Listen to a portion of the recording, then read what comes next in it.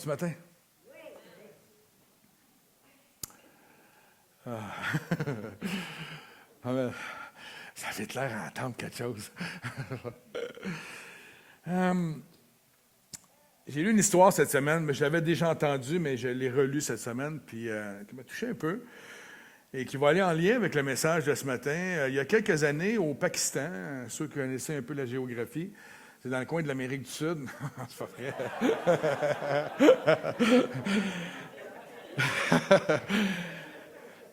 Il y a plusieurs années au Pakistan, de jeunes étudiantes étaient dans leur bus scolaire. Je ne sais pas si eux autres ont des bus jaunes comme les nôtres, mais ils étaient en direction de l'école. Il faut savoir que dans les pays musulmans, il y a les écoles pour les filles, puis il y a les écoles pour les garçons, dans les pays qui accordent aux filles de pouvoir étudier. Ils étaient en route et soudainement, le bus s'est arrêté en plein milieu du chemin et un homme armé, masqué, a fait irruption dans l'autobus et a hurlé « Qui est Malala? » La jeune fille a levé la main et aussitôt qu'elle a levé la main, il l'a abattue. Il a tiré. En fait, il ne l'a pas abattue. Il a tiré une balle qui s'est logée dans la tête. L'histoire est belle, OK? Vous allez me dire, pasteur, t'es rough un matin, mais l'histoire est belle, OK? Les traumatismes et les blessures physiques sont importantes et la balle a causé des ravages assez majeurs dans son cas, elle. Il y a eu une fracture, des fracas au niveau crânien. La balle a pénétré par la tempe gauche et a effleuré l'œil, a traversé son cou et a terminé sa course dans son épaule. Ce qui a causé une paralysie faciale. Le projectile a complètement sectionné son nerf facial gauche, paralysant la moitié de son visage. Perte auditive, son tympan gauche a été totalement perforé par l'impact de la balle. Elle a subi par la suite multiples chirurgies très lourdes pour survivre. Ils ont dû reconstruire. Elle a dû subir une reconstruction crânienne avec des plaques de titane dans la tête, une greffe nerveuse, c'est-à-dire au niveau des nerfs du cerveau. Vous savez comment ça peut être sensible et délicat. Pour préparer son visage, réparer son visage de longs mois de rééducation intensive. Elle a subi, cette jeune fille-là, au Royaume-Uni, où elle a été traitée, hospitalisée, puis pris soin. Voici l'histoire de Malala Yousafzai. Je ne sais pas comment le prononcer. Yousafzai. Belle jeune femme, amen? Malala, on va réduire ça, est l'une des figures modernes les plus puissantes pour illustrer l'histoire d'une victime qui n'est pas restée une victime, mais qui est devenue vainqueur par la suite. Une trajectoire de vie qui incarne parfaitement la transformation d'une tragédie personnelle en un triomphe, non seulement pour elle, mais planétaire sur les droits humains. Dans un pays où les droits humains n'existent pas beaucoup. Voici comment son parcours reflète cette révolution ou cette évolution. Elle a été victime de tyrannie, la menace dès son enfance au Pakistan. Elle a subi l'oppression, comme tout le monde, du régime taliban, groupe de terroristes qui s'appelait, Taliban. On va se limiter à Taliban, il y a le nom complet, mais c'est un peu compliqué. Qui interdisait l'éducation des jeunes filles. Ce groupe terroriste a incendié 150 écoles de filles dans le pays afin d'empêcher celles-ci d'étudier. Mais parce que Malala, à l'époque, avait osé revendiquer le droit aux filles de s'éduquer dans son pays, elle a vécu toutes sortes de pression, d'attaques. C'est incroyable l'histoire quand vous lisez, c'est juste fou un peu de voir comment elle a été maltraitée. Donc, à cause de ses actions publiques et de son blog anonyme, elle avait du cran, la petite fille. Elle avait écrit un blog anonyme. Elle écrivait à la BBC au Royaume-Uni ce qui se passait pour que les choses puissent avancer. Et à cause de ça, à seulement 15 ans, elle a été visée par une tentative d'assassinat et elle a été grièvement blessée, comme j'ai pu l'énumérer juste avant. Donc, il y a deux choix qui s'offraient à elle. Premièrement, elle devient, comme la majorité des femmes dans son pays, victime de la terreur des hommes masqués, de ce régime totalitaire qui empêche les femmes de s'épanouir et de vivre comme il faut. Ou bien, deuxièmement, elle avance tranquillement vers j'ai mis le mot métamorphose, qui va la faire devenir une femme victorieuse. Elle va sortir de son côté victime pour devenir victorieuse de la tyrannie. Moi, j'ai rajouté démoniaque parce que ce n'est pas sain. Et de devenir une figure mondiale de résilience et de victoire pour les jeunes filles et les femmes persécutées à travers le monde. Alors pour Malala, au lieu de céder à la peur et de se murer dans le silence, elle survit et utilise sa voix encore et encore plus forte que ce qu'elle avait fait avant son attentat. Elle fonde une fondation du nom des fonds de Malala pour financer l'éducation des jeunes filles à l'international et dans les pays où il n'y a pas de finances pour les jeunes filles. Elle consacre sa vie à la cause et elle deviendra, écoutez bien ça, à 17 ans, la plus jeune lauréate de l'histoire du prix Nobel de la paix. 17 ans.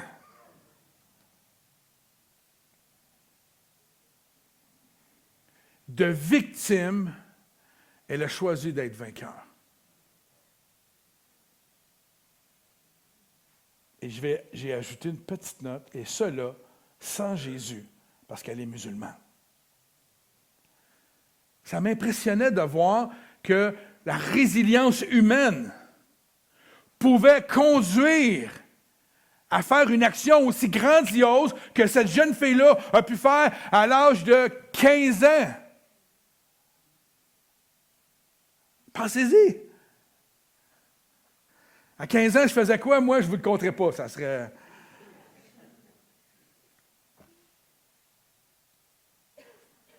Alors, avec Jésus, on peut faire des exploits. Toutes sortes d'exploits. Avec Jésus, il n'y a pas de limite. Frères et sœurs, soyons conscients qu'avec Jésus, je ne vous dis pas juste pour vous exciter ce matin, avec notre Seigneur, dans la vie de tous les jours, il n'y a pas d'obstacle trop grand devant nous pour accomplir la volonté de Dieu. Amen.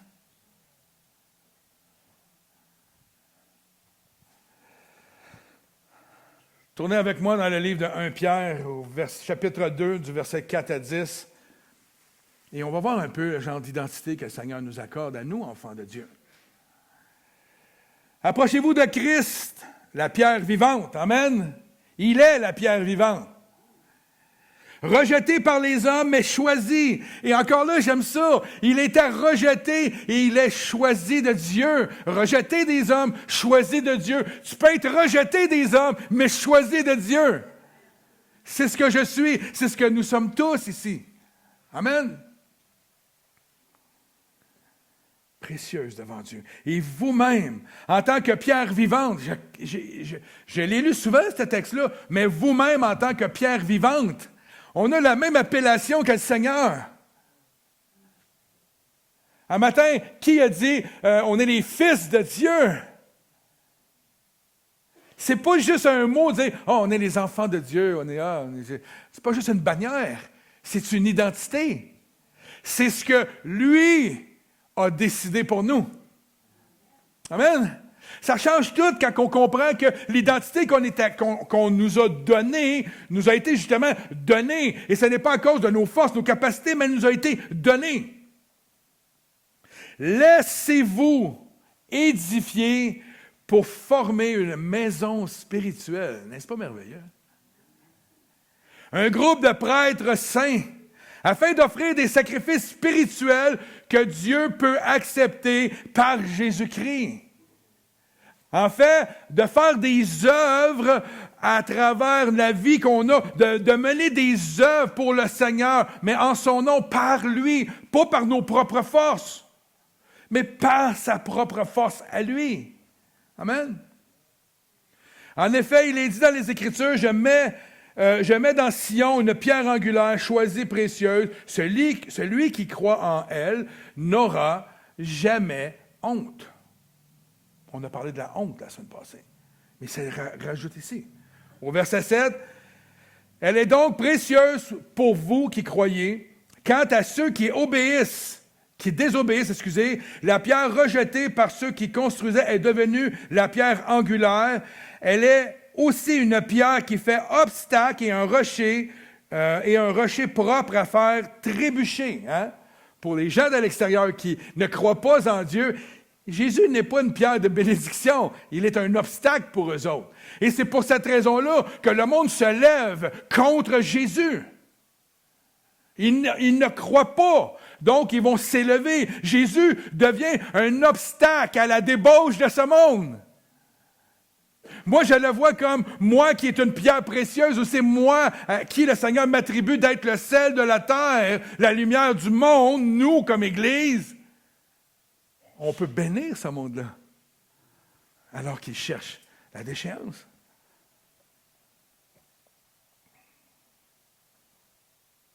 Je suis rendu où? OK. Ils s'y heurtent parce qu'ils désobéissent à la parole, et c'est à cela qu'ils ont été destinés. Mais regardez bien ça au verset 9, c'est là la beauté. Vous, au contraire, vous êtes un peuple choisi. Hein? Dites-vous là. On est choisi. C'est surprenant qu'il m'a choisi. Roland, c'est surprenant qu'il nous a choisis, hein? Tu l'as dit tantôt, on est des tannants. Hein, oui.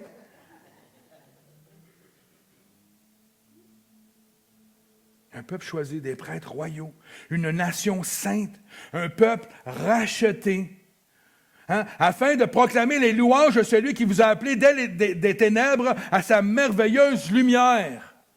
Des ténèbres à sa merveilleuse lumière. Nous ne sommes plus dans les ténèbres, nous ne sommes plus appelés à vivre dans les ténèbres, nous sommes appelés à vivre dans sa merveilleuse lumière. Vous qui autrefois n'étiez pas un peuple, vous êtes maintenant le peuple de Dieu. Vous qui n'aviez pas obtenu compassion, vous avez maintenant obtenu compassion. La semaine passée, on a parlé de la honte à la liberté. On a amené en exemple ce jeune homme-là, né aveugle, qui au milieu de son peuple, était rejeté, il avait la honte sur lui. Hein? On disait qu'un handicapé, une personne malade, c'était automatiquement quelqu'un qui avait une malédiction sur sa vie. Donc, on rejetait ces gens-là. Ils vivaient dans la honte complètement. Et quand Jésus est venu et qu'il a craché par terre pour faire de la boue et guérir ses yeux, on a compris également que le crachat, c'était à l'époque ce que les gens faisaient devant les gens honteux, devant les gens qui avaient des malédictions. Et Dieu a pris cette signe de malédiction-là pour guérir quelqu'un et rétablir son identité, lui enlever la honte et faire en sorte qu'il devienne un être humain à part entière, qui a de la valeur aux yeux de Jésus. Non seulement il a guéri le corps physique, il a guéri le spirituel, la personnalité, tout l'être de cet homme. Amen. Aujourd'hui, le titre, c'est l'identité royale. De victime à vainqueur. Amen. On a parlé de la honte à la liberté, mais maintenant de victime à vainqueur. Nous sommes vainqueurs. Oh boy, attends un peu. Non, pas bien, non. On est vainqueurs en Jésus-Christ. On est vainqueurs sur toutes choses en Jésus-Christ. Et c'est pas juste un mot qu'on dit comme ça pour pomper, là. On est vainqueurs en Jésus-Christ.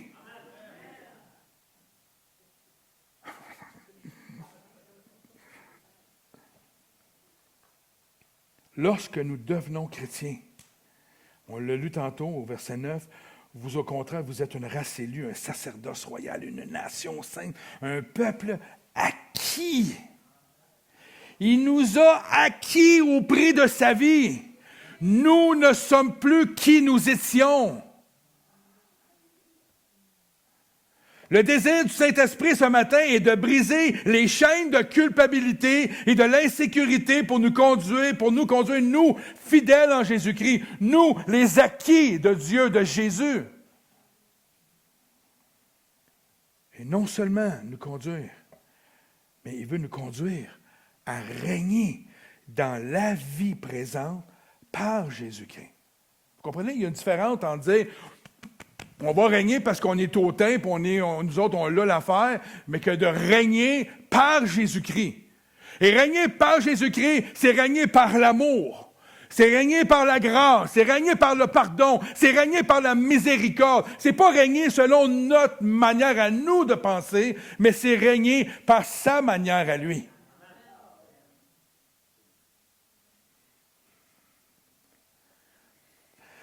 Le Saint-Esprit désire briser ces chaînes-là de culpabilité une fois pour toutes dans l'Église.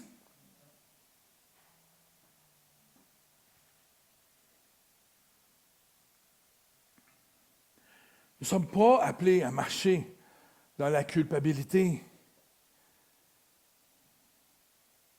Romains 5,17 dit « Car si par la faute commise par un seul homme, la mort a régné à cause de ce seul homme, à bien plus forte raison, écoutez bien ça, là, à bien plus forte raison, ceux qui reçoivent l'abondance de la grâce, ça c'est toutes nous autres ici, qui reçoivent l'abondance de la grâce qui est le don de la justification, le pardon de nos fautes, qu'est-ce qui est marqué? Régneront-ils dans la vie par Jésus, lui, seul.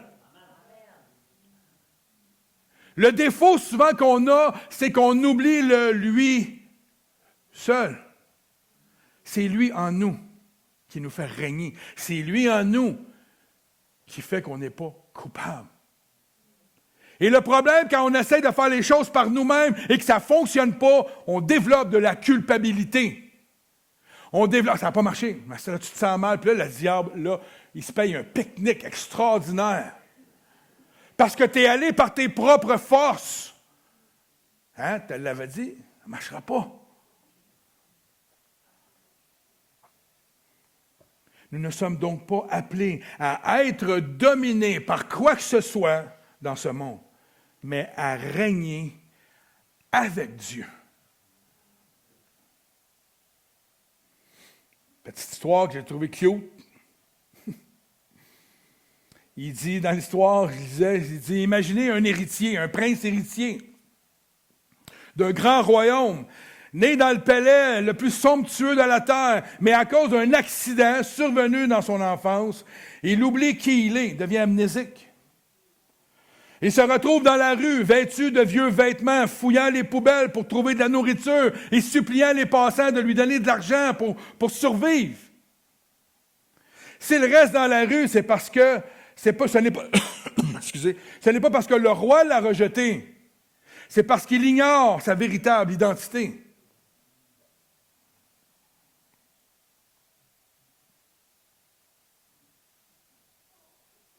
Et malheureusement, c'est l'histoire de beaucoup de croyants. On est tous dans le même bateau. Parce qu'à certains niveaux, on va douter. On n'est pas tous champions, là. Non, mais vous comprenez ce que je veux dire? Il y a des aspects de nos vies qu'on va douter, il y a des aspects de nos vies qu'on est plus faibles, il y a des aspects de nos vies... Et ce message-là, ce matin, c'est pas pour nous condamner ou nous faire sentir mal, c'est pour nous montrer que lorsqu'on comprend bien l'identité que nous avons, que Dieu nous a donnée, à partir de là, on n'est plus appelé à vivre sous aucune condamnation, sous aucune culpabilité. Et on doit s'approprier ce qui nous est enseigné et ce qui est dit à propos de nous, même si on doute.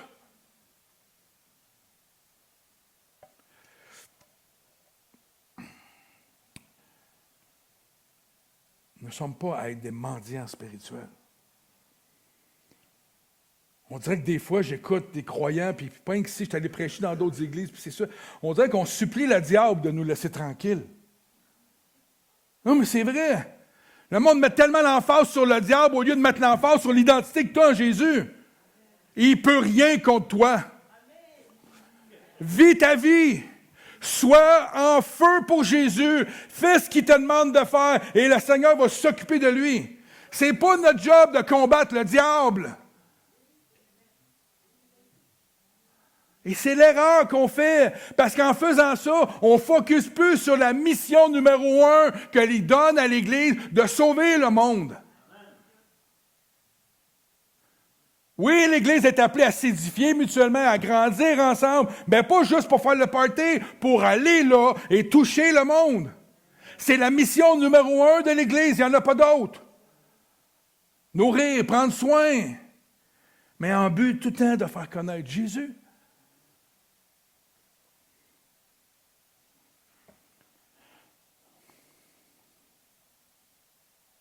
On n'a pas à mendier notre paix.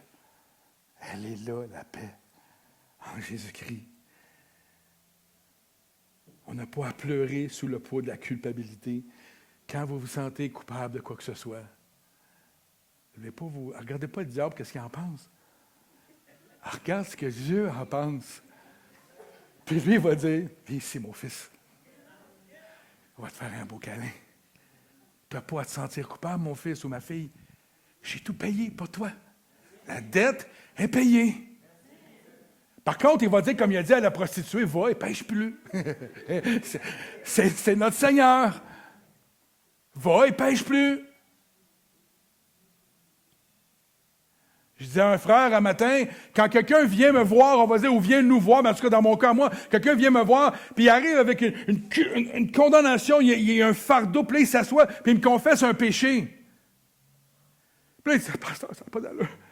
Je fais ça dans ma vie. Puis là, je rigole pas de ça, là. Il est vraiment, là...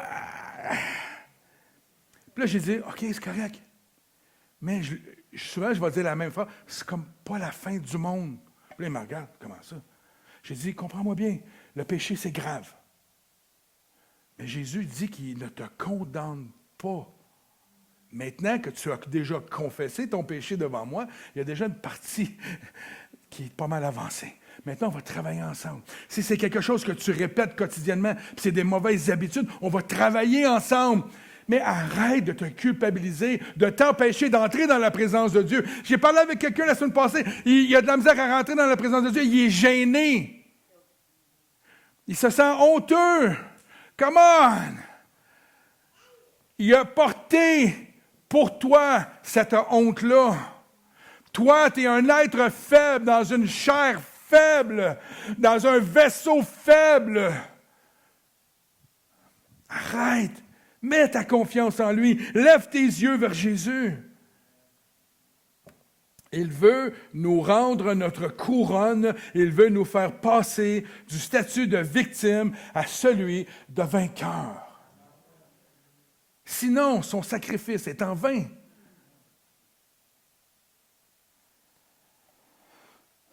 Une belle histoire qu'on retrouve dans 2 Samuel 9 qu'on va regarder rapidement ce matin.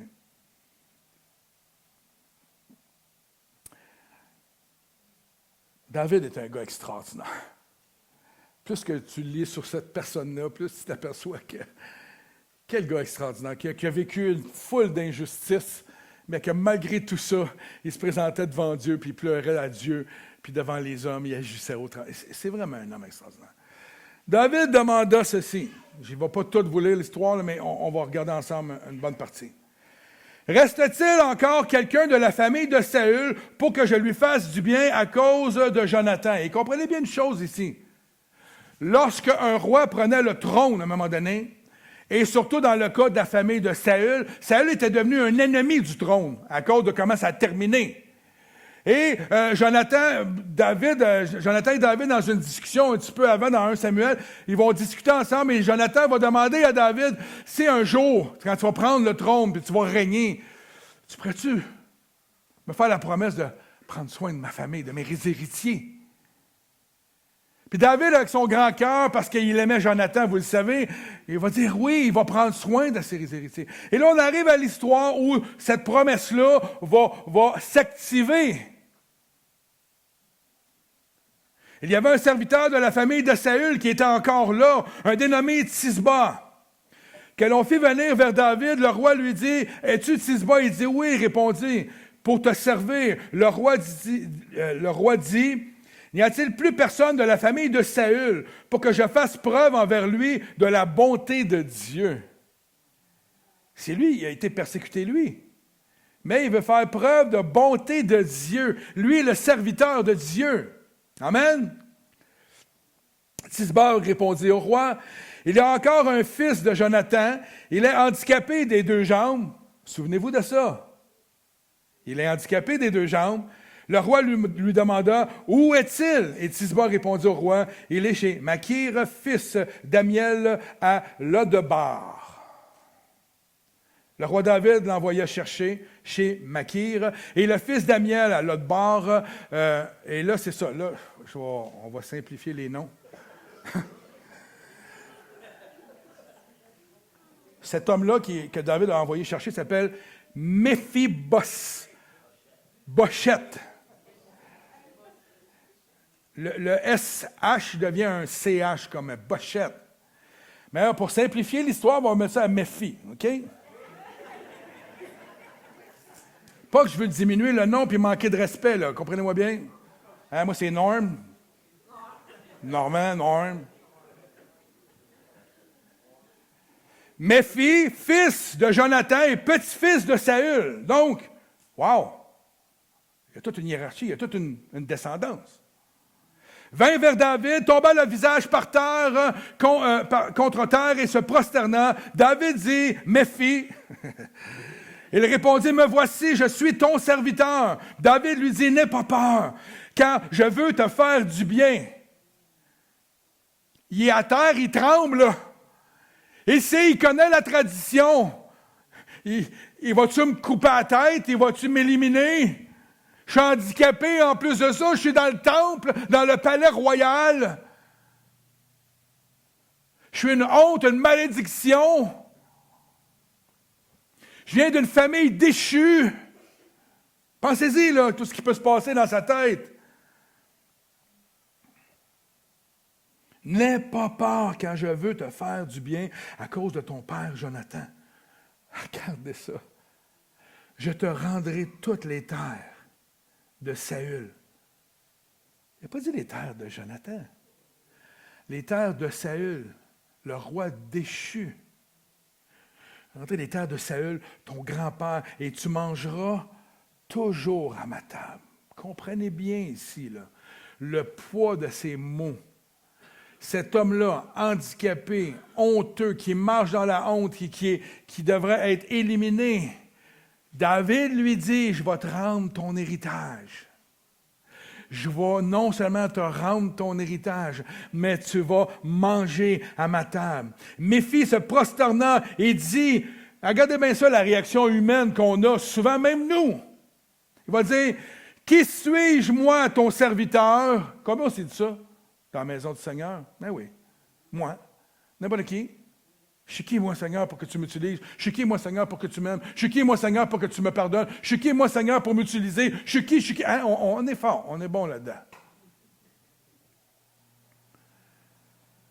Qui suis-je, moi, ton serviteur, pour que tu prêtes attention, regardez bien ici, à un chien mort tel que moi?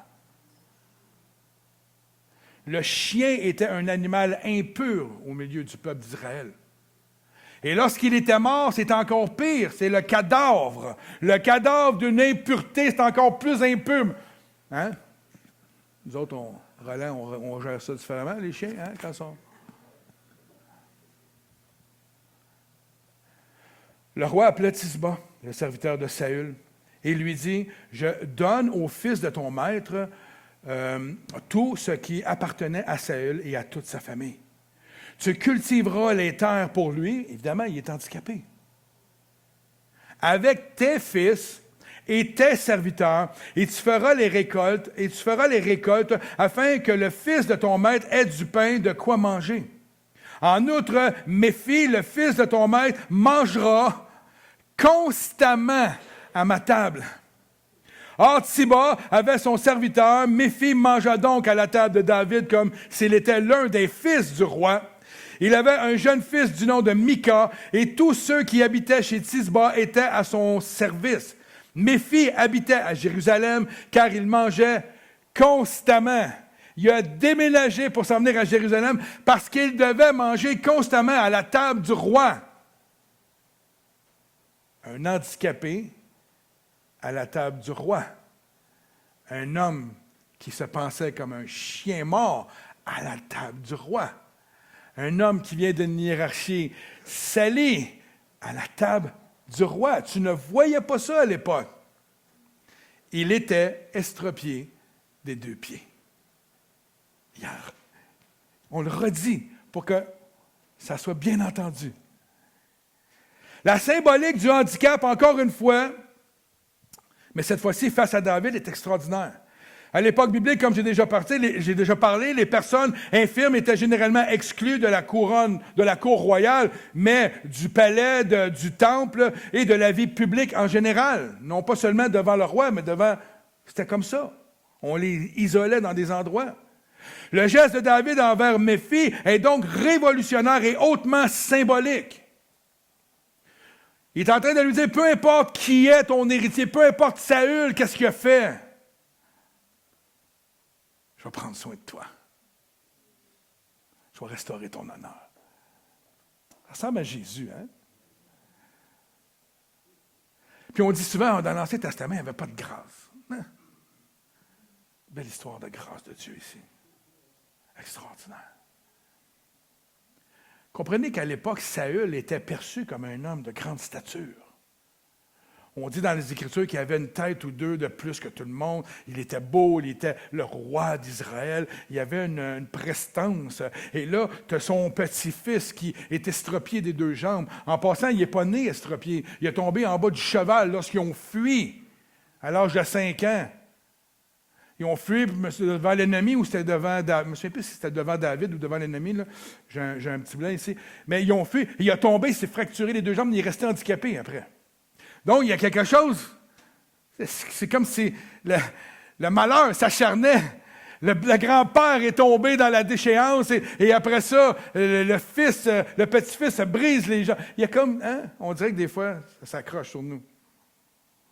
Et malgré toute sa prestance, la prestance du roi, et le fait qu'il fut premier roi d'Israël, il a échoué spirituellement et conduit toute sa maison dans la honte.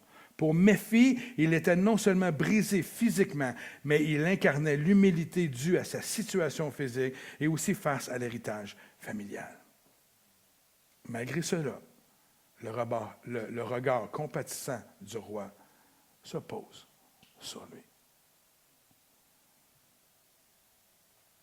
On est face à un symbole fort de grâce de Dieu.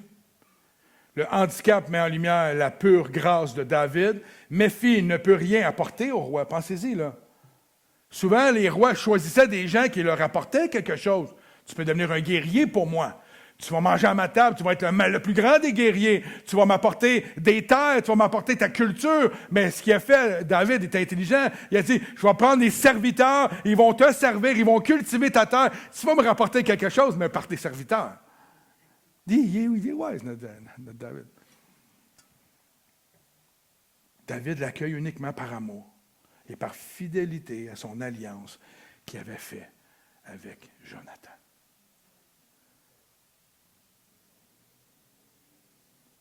Le protocole du palais royal a été complètement bouleversé. En invitant un infirme à manger à sa table continuellement, pas un repas, dire bon, ça va passer, on ne le verra plus après, c'est pas grave, nos yeux ne le verront plus, l'handicapé. David l'élève au rang de fils de roi. Les pieds infirmes de Méphi étaient cachés sous la table royale, symbolisant la dignité retrouvée qui couvre la faiblesse humaine. Ça, c'est notre Seigneur.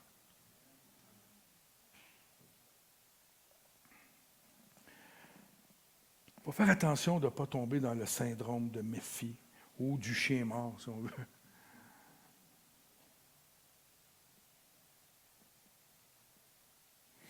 La ville où il habitait avant que David l'appelle, on appelait ça le lieu de misère. L'autre bord, c'était le lieu de misère, un lieu où il n'y avait rien. C'est pour ça que quand on dit qu'il redonne les terres pour cultiver, il n'y avait rien dans ces places. C'était des terres arides, c'était des terres, il n'y avait pas grand-chose. Il y avait de la misère, là. Et là, il va redonner. Hein? Il va tout redonner. Il va tout redonner. C'est comme ça que Dieu fonctionne dans nos vies. Il ne nous redonne pas un peu. Hein? Je vais vous donner un petit peu de ma royauté. Le Seigneur a sacrifié sa vie pour nous donner sa vie. Il ne donne pas un tiers de sa vie. Une partie de notre identité. Notre identité va s'acquérir avec le temps. Non. C'est en partant, comme avec lui. En partant, il lui donne une nouvelle identité. En partant, nous sommes assis à la table du roi. À partir du moment où tu reconnais ta faiblesse, tu reconnais que tu es un pécheur et que tu reconnais que Jésus est ton sauveur et qu'il vient dans ta vie, tu es assis à la table du roi. Pensez-y.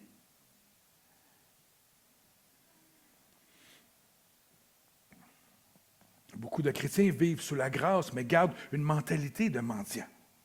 Une mentalité de chien mort au sens figuré, bien sûr, et cela c'est souvent causé par les traumatismes qu'on a de notre passé qu'on n'arrive pas à oublier. Comme si on traînait quelque chose alors que Jésus veut simplement qu'on dépose au pied de la croix nos traumatismes.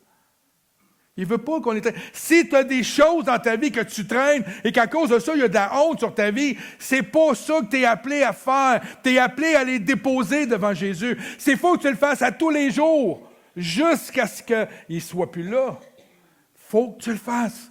C'est faux que tu passes par une équipe de PGI, des gens qui vont prier avec toi pour t'amener vers la délivrance. Il faut que tu le fasses. Tu ne dois pas rester dans la condition que tu es si tu te sens condamné, s'il y a des choses dans ta vie qui t'empêchent d'être libre, assis autour du roi, à la table du roi. Tu ne peux pas. Ne reste pas dans cette condition. Ah, mais pasteur, j'ai honte. Jésus n'a pas eu honte de toi. Il est allé jusqu'au bout pour toi. Tu ne devrais pas avoir honte devant ton Seigneur.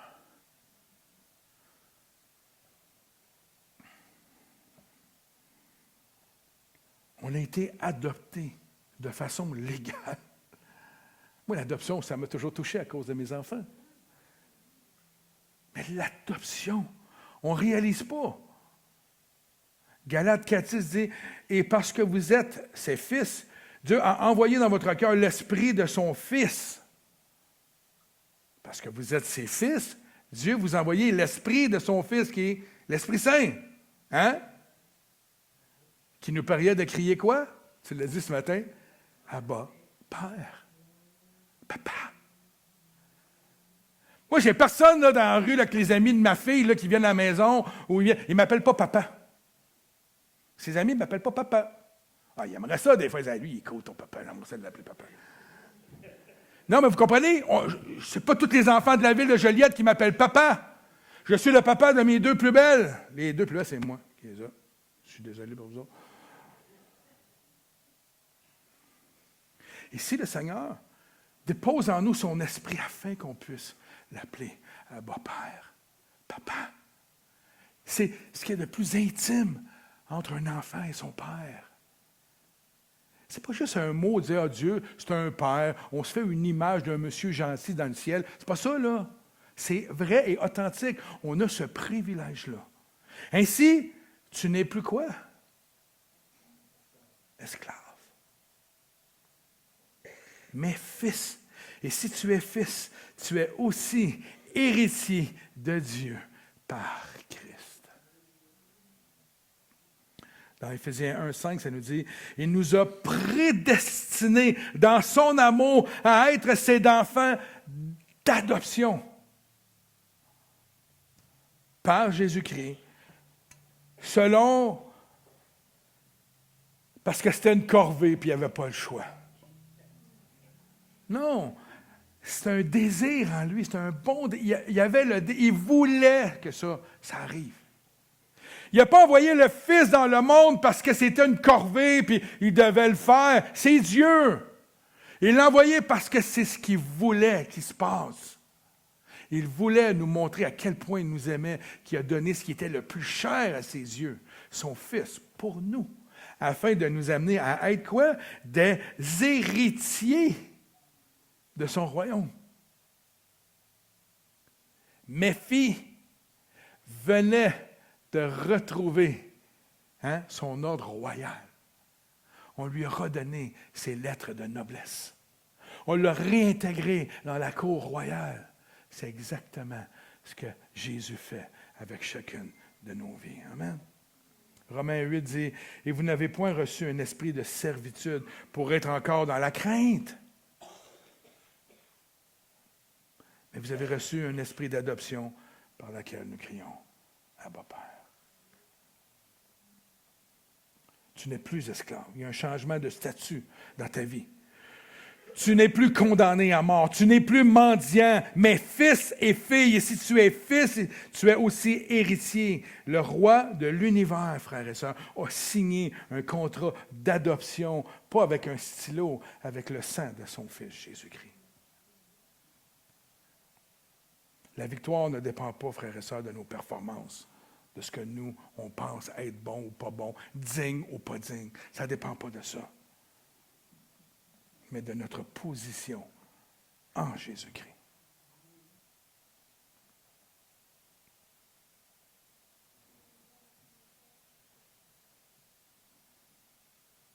Rétabli dans l'ordre royal.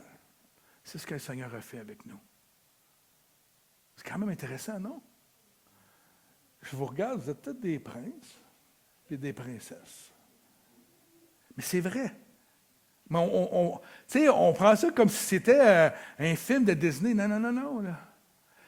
Dans le royaume de Dieu, chacun d'entre nous, on est ses enfants, ses héritiers, des princes et des princesses. David fait partie de la lignée de Jésus. Et nous, on fait partie maintenant de cette lignée de Jésus-Christ. Amen.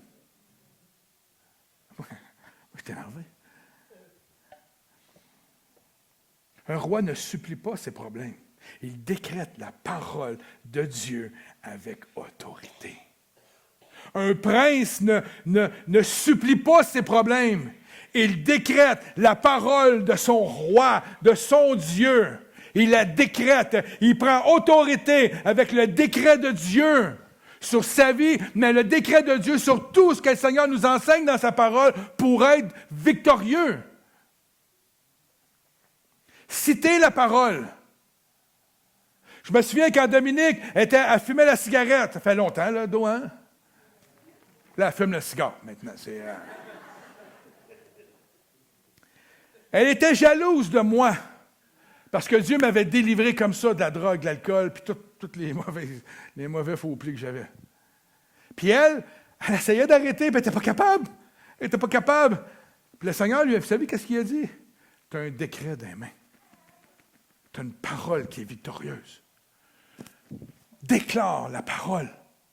Déclare-la. Et je me souviens, dans ce temps-là, on n'avait pas de téléphone. Hein, ça trahit un peu notre âge, ma chérie. Mais elle avait découpé des bouts de papier, puis elle mettait des versets bibliques. Elle en avait dans son portefeuille, dans ses poches de manteau. Elle en avait partout. Et quand il y avait une tentation qui vient, il savait par cœur à la fin. Et vous savez quoi? C'est par les décrets, par les paroles prononcées qu'elle a été chercher sa victoire. Non, mais ça a l'air anodin, mais c'est incroyablement puissant, ce petit livre-là. C'est la parole de Dieu. Cette parole qui a créé l'univers. Cette parole qui t'a créé.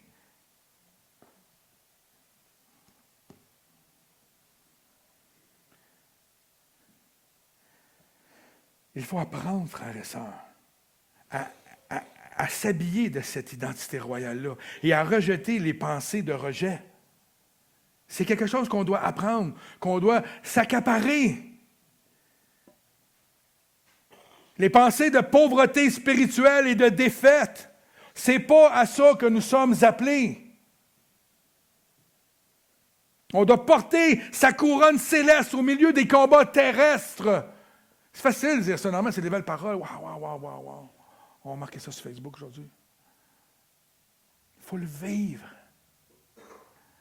Je suis le premier à parler, mais j'ai envie, moi aussi, des épreuves. Tout le monde vit des épreuves. J'ai demandé au groupe, excusez, je n'ai pas demandé au groupe de revenir avant, mais on arrive là, à la fin. J'ai demandé au groupe de louange de revenir. Mes frères et sœurs, ça fait 2-3 semaines que j'ai à cœur ces deux messages-là. Il faut la revêtir, notre identité en Jésus-Christ. Il faut arrêter de subir. Puis quand je dis ça, là, c'est pas qu'il faut se péter les bretelles puis penser qu'on est meilleur que tout le monde. Loin de là, OK? Mais il faut prendre ce que Dieu nous donne et vivre avec.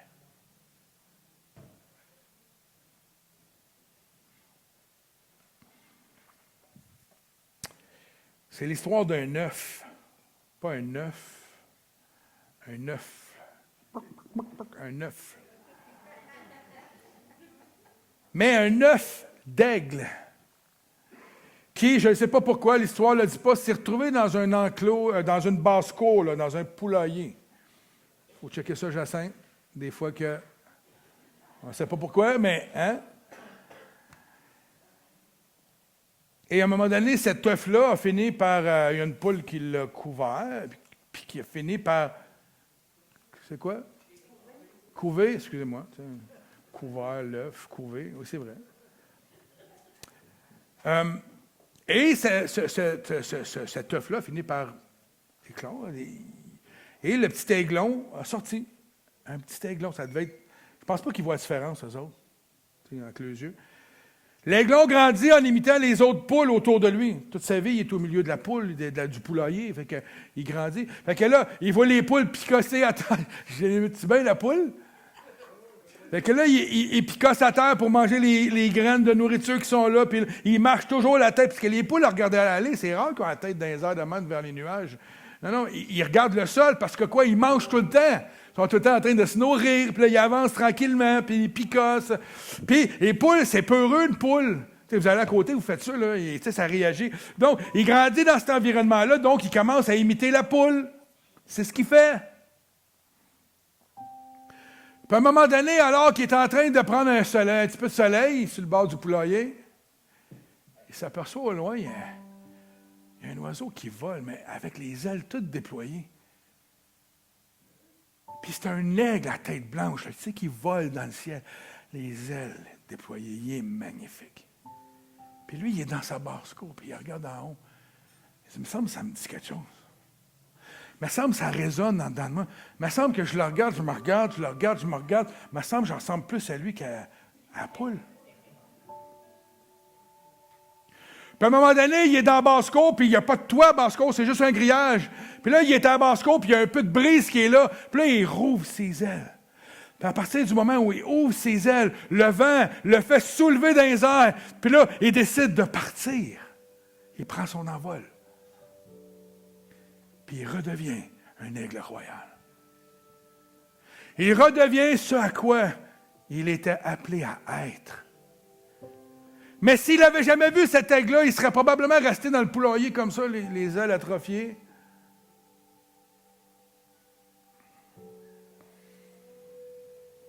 Il ne faut pas que ce soit notre environnement qui nous dise comment on doit vivre, mais ce à quoi Dieu nous appelle à vivre. Et Dieu ne nous appelle pas personne ici à être une poule.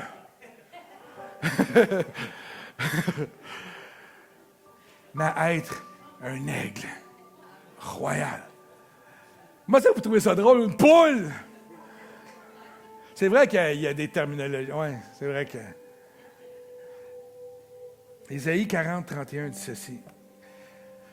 Mais ceux qui se confient en l'Éternel, ils renouvellent leur force. Ceux qui se confient en l'Éternel, ils renouvellent leur force. Le Seigneur les bénit, les remplit. Ceux qui se confient en lui. Pas ceux qui se confient dans leur crainte, ceux qui se confient dans leur peur, ceux qui se confient dans ce que le diable dit. Ceux qui se confient en l'Éternel renouvellent leur force. Et qu'est-ce qui arrive? Ils prennent comme le vent qui est venu sous les ailes de ce petit aigle, ils prennent leur envol comme les aigles. Ils courent et ne se lassent point. Ils marchent et ne se fatigue, point.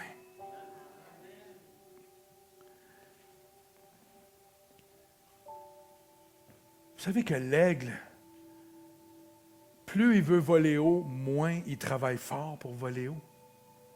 On pense qu'il doit battre des ailes, il doit travailler fort pour aller haut. C'est au début qu'il donne 2-3 coups d'aile, puis à un moment donné, le vent le prend. Puis là, il se promène. Allez voir des documentaires sur les aigles. C'est impressionnant.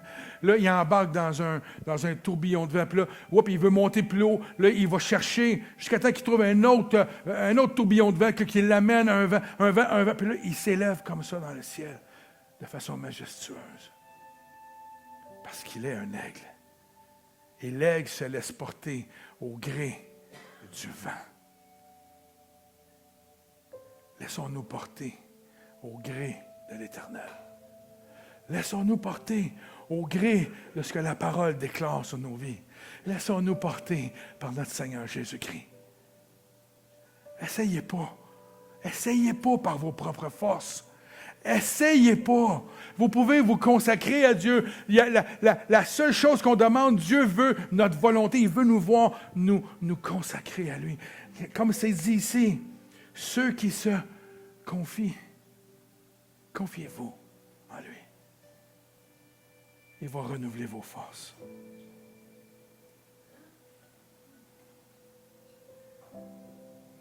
Et tantôt, je vous disais qu'on était déjà assis à la table du roi. Dans Éphésiens 2:6, ça dit nous faire asseoir ensemble dans les lieux célestes en Jésus-Christ. Pour tous ceux qui sont enfants de Dieu. On est sur terre, mais on est avec lui. Amen. On n'est pas appelé à subir. On est appelé à prendre place et à prendre ce que Dieu nous donne pour vivre avec. Amen. J'aimerais vous inviter à vous lever ce matin.